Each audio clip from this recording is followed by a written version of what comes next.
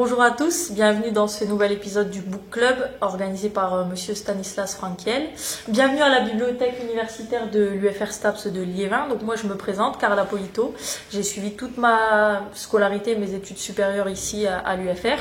Et aujourd'hui je débute ma 3e année de thèse de doctorat en STAPS ici, au sein de l'atelier Sherpa.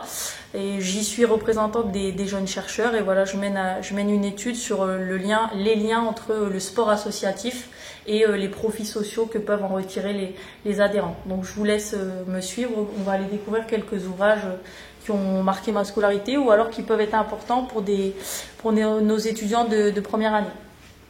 Du coup, on va se diriger tout au fond vers le rayon histoire et aussi sociologie, donc sciences humaines et sociales du coup. Je vous laisse me suivre.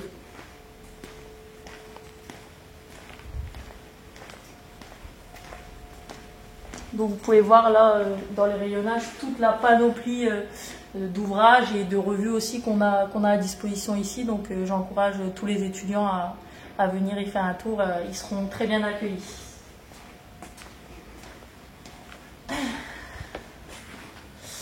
Donc le premier ouvrage dont j'avais envie de vous parler, c'est Le lien social de Serge Pogam. Voilà, c'est un sociologue spécialiste sur les questions de lien social et ça permet de faire découvrir aux étudiants les 4 typologies de lien social et c'est très intéressant dans nos manières d'appréhender aussi nos interactions avec pourquoi pas leurs futurs élèves, pour les futurs profs de PS pardon, ou les futurs entraîneurs. C'est un basique pour moi mais qui est indispensable quand on s'intéresse de près à la sociologie et aussi à la sociologie du sport.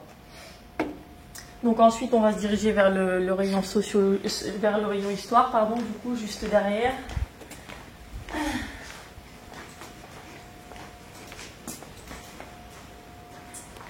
Avec, encore une fois, selon moi, un basique de première année de licence TAPS qui nous a été conseillé par Stanislas, qui est en train de me filmer. Et voilà, c'est un ouvrage qui permet de découvrir les origines du sport tel qu'on le connaît aujourd'hui. Et pour moi, chaque étudiant de première année devrait avoir au minimum lu ça. Et nos cours d'histoire du sport en L1 sont basés sur cet ouvrage et bien d'autres évidemment. Mais pour moi, c'est vraiment un indispensable quand on mène des études en STAPS et quand on se destine à encadrer des publics, etc. C'est un minimum de culture d'histoire du sport, voilà, tout simplement.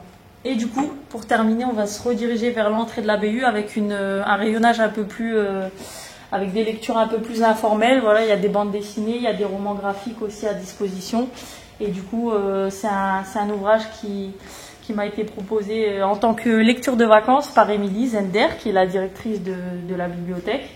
Et du coup, un ouvrage qui m'a beaucoup plu, qui retrace un peu notre quotidien de thésard, entre guillemets, d'étudiants en thèse, donc de doctorants. Et c'est quelque chose qui permet aux étudiants de première année ou de L2, L3 ou de master de découvrir un peu ce qu'on fait au laboratoire. Du coup,